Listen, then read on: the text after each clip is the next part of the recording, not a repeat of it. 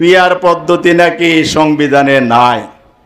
আপনারা তো সংবিধান চর্চা বেশি করেন, আমরা আপনাদেরকে সাধুবাদ জানাই, বিজ্ঞ মানুষ। আমি আপনাদেরকে সংবিধান খুলে পড়তে বলবো। সংবিধানের 119 নম্বর ধারার খ আর্টিকেলে, সাব আর্টিকেলে বলা হয়েছে এই কমিশনের দায়িত্ব হচ্ছে জাতীয় সংসদ সদস্যদের নির্বাচন অনুষ্ঠান করা। সেখানে বলা নাই পিআর হবে, বলা নাই সেখানে বর্তমান ট্র্যাডিশনাল পদ্ধতি হবে, যেটাকে বলা হয় এফপিটিপি। এখন সিস্টেমটা হলো এফপিটিপি, অর্থাৎ বর্তমানে 300 আসনে আসন ভিত্তিক নির্বাচন হয়। এটা 53 বছর আমাদের সুষ্ঠু নির্বাচন উপহার দিতে পারে না, এই পদ্ধতি ব্যর্থ প্রমাণিত হয়েছে। আর সুষ্ঠু নির্বাচনের জন্য হলো পিআর পদ্ধতি। তা আপনি কিভাবে সংবিধানে পিআর নাই বলেন? আপনি আমাকে বলান, দেখান 119 নম্বর ধারায় আপনাকে নির্বাচনের যে দায়িত্ব দেওয়া হয়েছে, যে সংবিধান আপনি শপথ নিয়েছেন, সেখানে পিআর পদ্ধতি নাই, মেনে নিলাম। আপনি যে পদ্ধতিতে রোডম্যাপ দিয়েছেন সেই পদ্ধতি কি আছে? মেহরবানি করে বাঙ্গালকে হাইকোর্ট দেখাবেন না। এদেশের জনগণ সজাগ, সচেতন। এখতিয়ারের বাইরে গিয়ে কথা বলবেন না। সংবিধান সংবিধান জিকির করে জাতিকে আবার অন্ধকারের দিকে ঠেলে দিবেন না। অন্তর্বর্তীকালীন কি সরকার একটা কি সংবিধানে আছে? কোন পৃষ্ঠে আছে, কোন ধারে আছে বলেন? আমি চ্যালেঞ্জ করছি নাই। তাহলে আপনি তো সেই সরকারের নিযুক্ত নির্বাচন কমিশনার, কিসের সংবিধানের দোহাই দেন? আপনিও তো সাংবিধানিক পথে আসেন নাই। যদি ফেসিবাদী আমলের আইন এবং ব্যবস্থা দিয়ে নির্বাচন হয়, তেঁতুল গাছে কি আম ধরবে?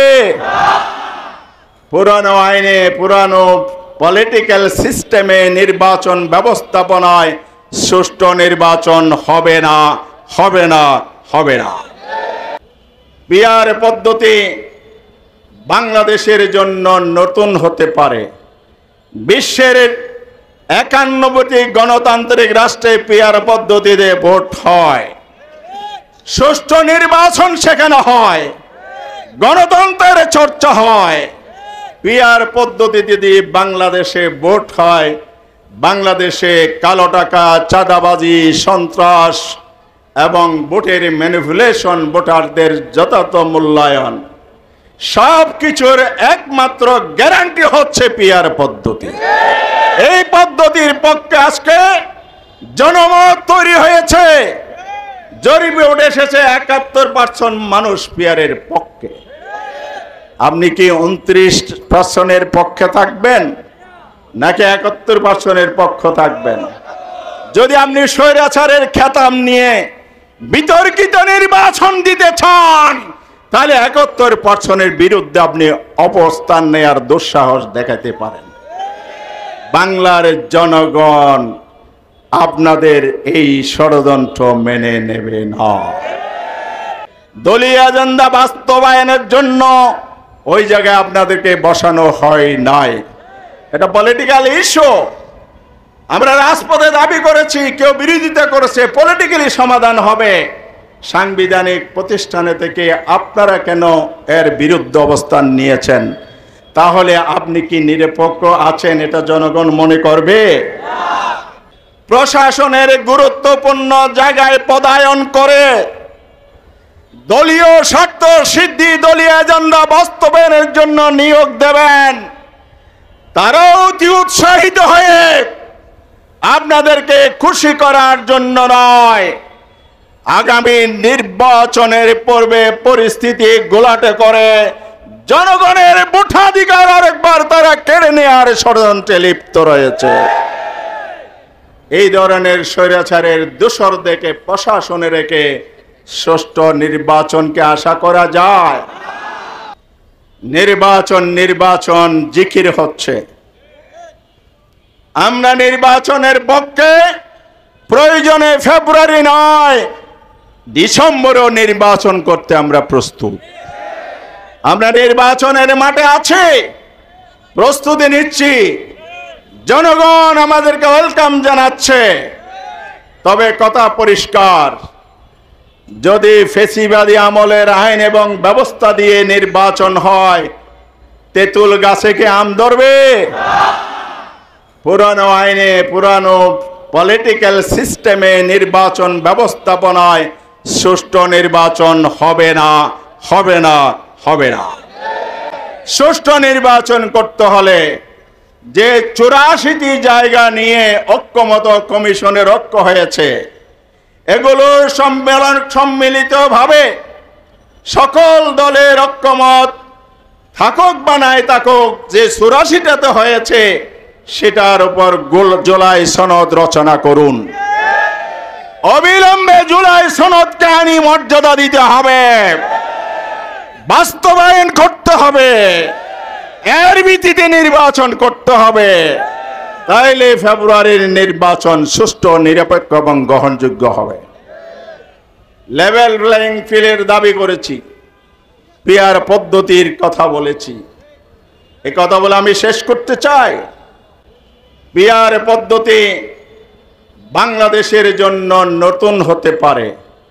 বিশ্বের 91টি গণতান্ত্রিক রাষ্ট্রে পিআর পদ্ধতিতে ভোট হয়, সুষ্ঠু নির্বাচন সেখানে হয়, গণতন্ত্রের চর্চা হয়। পিআর পদ্ধতিতে যদি বাংলাদেশে ভোট হয়, বাংলাদেশে কালো টাকা, চাঁদাবাজি, সন্ত্রাস এবং ভোটের ম্যানিপুলেশন, ভোটারদের যথাযথ মূল্যায়ন, সব কিছুর একমাত্র গ্যারান্টি হচ্ছে পিআর পদ্ধতি। এই পদ্ধতির পক্ষে আজকে জনমত তৈরি হয়েছে। জরিপে উঠে এসেছে 71% মানুষ পিআরের পক্ষে। আপনি কি 29% পক্ষে থাকবেন নাকি 71% পক্ষ থাকবেন? যদি আপনি স্বৈরাচারের খেতাব নিয়ে বিতর্কিত নির্বাচন দিতে চান, তাহলে 71%-এর বিরুদ্ধে আপনি অবস্থান নেয়ার দুঃসাহস দেখাতে পারেন। বাংলার জনগণ আপনাদের এই ষড়যন্ত্র মেনে নেবে না। এই জন্য আমরা বলতে চাই, সংবিধানের দোহাই দিচ্ছেন, ইলেকশন কমিশনারও কেউ কেউ বলছেন পিআর পদ্ধতি নাকি সংবিধানে নাই। আপনারা তো সংবিধান চর্চা বেশি করেন, আমরা আপনাদেরকে সাধুবাদ জানাই, বিজ্ঞ মানুষ। আমি আপনাদেরকে সংবিধান খুলে পড়তে বলবো। সংবিধানের 119 নম্বর ধারার খ আর্টিকেলে, সাব আর্টিকেলে বলা হয়েছে এই কমিশনের দায়িত্ব হচ্ছে জাতীয় সংসদ সদস্যদের নির্বাচন অনুষ্ঠান করা। সেখানে বলা নাই পিআর হবে, বলা নাই সেখানে বর্তমান ট্র্যাডিশনাল পদ্ধতি হবে, যেটাকে বলা হয় এফপিটিপি। এখন সিস্টেমটা হলো এফপিটিপি, অর্থাৎ বর্তমানে 300 আসনে আসন ভিত্তিক নির্বাচন হয়। এটা 53 বছর আমাদের সুষ্ঠু নির্বাচন উপহার দিতে পারে না, এই পদ্ধতি ব্যর্থ প্রমাণিত হয়েছে। আর সুষ্ঠু নির্বাচনের জন্য হলো পিআর পদ্ধতি। তা আপনি কিভাবে সংবিধানে পিআর নাই বলেন? আপনি আমাকে বলান, দেখান 119 নম্বর ধারায় আপনাকে নির্বাচনের যে দায়িত্ব দেওয়া হয়েছে, যে সংবিধান আপনি শপথ নিয়েছেন, সেখানে পিআর পদ্ধতি নাই, মেনে নিলাম। আপনি যে পদ্ধতিতে রোডম্যাপ দিয়েছেন সেই পদ্ধতি কি আছে? মেহরবানি করে বাঙ্গালকে হাইকোর্ট দেখাবেন না। এদেশের জনগণ সজাগ, সচেতন। দলীয় এজেন্ডা বাস্তবায়নের জন্য ওই জায়গায় আপনাদেরকে বসানো হয় নাই। এটা পলিটিক্যাল ইস্যু। আমরা রাজপথে দাবি করেছি, কেউ বিরোধিতা করেছে, পলিটিক্যালি সমাধান হবে। সাংবিধানিক প্রতিষ্ঠানে থেকে আপনারা কেন এর বিরুদ্ধে অবস্থান নিয়েছেন? তাহলে আপনি কি নিরপেক্ষ আছেন এটা জনগণ মনে করবে? এই জন্য বলতে চাই, মেহরবানি করে অতিকথন বন্ধ করুন। এখতিয়ারের বাইরে গিয়ে কথা বলবেন না। সংবিধান সংবিধান জিকির করে জাতিকে আবার অন্ধকারের দিকে ঠেলে দিবেন না। অন্তর্বর্তীকালীন কি সরকার একটা কি সংবিধানে আছে? কোন পৃষ্ঠে আছে, কোন দ্বারে আছে বলেন? আমি চ্যালেঞ্জ করছি নাই। তাহলে আপনি তো সেই সরকারে নিযুক্ত নির্বাচন কমিশনার, কিসের সংবিধানের দোহাই দেন? আপনিও তো সাংবিধানিক পথে আসেন নাই। সুতরাং নতুন বিতর্কের জন্ম দিয়ে আস্থা হারাবেন না। ফ্যাসিবাদী আমলে যে ভোটের প্রতি আস্থা নষ্ট হয়েছে, আমরা আস্থা রাখতে চাই। আপনারা আস্থা ফিরিয়ে আনুন, তাহলেই ফেব্রুয়ারিতে সুষ্ঠু নির্বাচন হবে।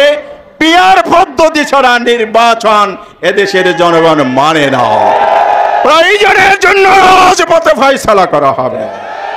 আসুন প্রিয় ভাইরা আমার, আজকের এই সমাবেশ থেকে যে বর্বরোচিত হামলা নুরুল হক নুরুল চালানো হয়েছে তার জন্য নিন্দা এবং দোষীদের গ্রেপ্তার এবং তাদের আইনের আওতায় এনে শাস্তি দেওয়ার জন্য দাবি জানিয়ে আগামী দিনের সংগ্রাম আন্দোলন যে আমরা করতে বাধ্য হচ্ছি অনেকটা, সেই জায়গায় জাতিক ঐক্যের আহ্বান জানিয়ে কথা শেষ করছি। সবাইকে ধন্যবাদ। বাংলাদেশ জিন্দাবাদ, বাংলাদেশ জামাত ইসলামী জিন্দাবাদ। আসসালামু আলাইকুম।